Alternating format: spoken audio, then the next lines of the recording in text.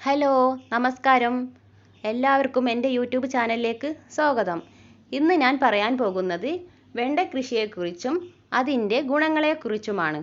വെണ്ട കൃഷി ചെയ്യാൻ നമുക്ക് ആദ്യം വേണ്ടത് നല്ല ഇനം വിത്തുകൾ സെലക്ട് ചെയ്യുക എന്നതാണ്. ഈ സെലക്ട് ചെയ്ത ശേഷം ഈ വിത്ത് അരമണിക്കൂറെങ്കിലും വെള്ളത്തിൽ കുതിർത്തി വയ്ക്കണം.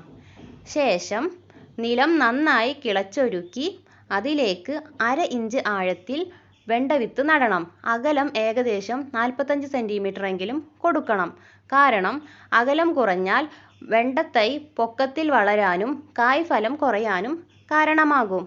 തുടർന്ന് 4-5 ദിവസത്തിന് ശേഷം എല്ലാ വിത്തുകളും കിളിർത്തു വന്നതായി നമുക്ക് കാണാം.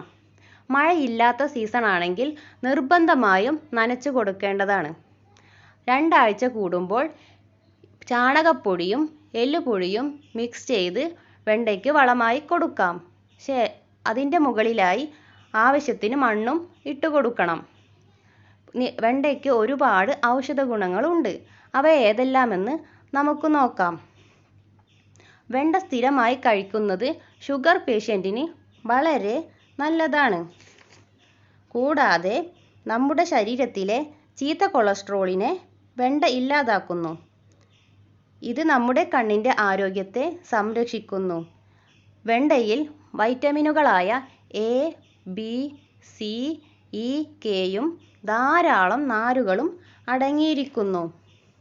വെണ്ട നമ്മുടെ ആമാശയത്തിൻ്റെ ആരോഗ്യത്തെ നിലനിർത്തുന്നതോടൊപ്പം തന്നെ ആമാശയ ക്യാൻസറിൽ നിന്നും നമ്മെ സംരക്ഷിക്കുന്നു.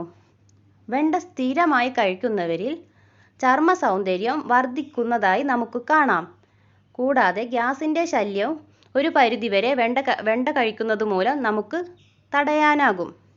നിർബന്ധമായും എല്ലാവരും ഒരു 4 ചുവടെങ്കിലും വെണ്ട നട്ടിരിക്കണം. വൈറ്റമിൻ കെ ധാരാളമായി വെണ്ടയിൽ അടങ്ങിയിരിക്കുന്നു. ഇത് നമ്മുടെ എല്ല് തേയ്മാനത്തെ മെച്ചപ്പെടുത്തുന്നു. ഗർഭിണികൾ വെണ്ട സ്ഥിരമായി കഴിക്കുന്നത് മൂലം അബോർഷനെ ചെറുക്കാം. കൂടാതെ ബ്രസ്റ്റ് ഫീഡിംഗ് ചെയ്യുന്ന അമ്മമാരിൽ ബ്രസ്റ്റ് മിൽക്ക് വർദ്ധിക്കാൻ വെണ്ട കഴിക്കുന്നത് മൂലം സഹായകമാണ്. അതുപോലെ തന്നെ ഫൈബർ കണ്ടന്റ് അടങ്ങിയതുകൊണ്ട് ഹാർട്ടിൻ്റെ ആരോഗ്യത്തിന് സഹായകമാണ്. സ്ട്രോക്കിനെയും വെണ്ട കഴിക്കുന്നത് മൂലം തടയാനാകും. ശരീരത്തിൻ്റെ അമിതഭാരം കുറയ്ക്കാനും വെണ്ട നമ്മെ സഹായിക്കുന്നു.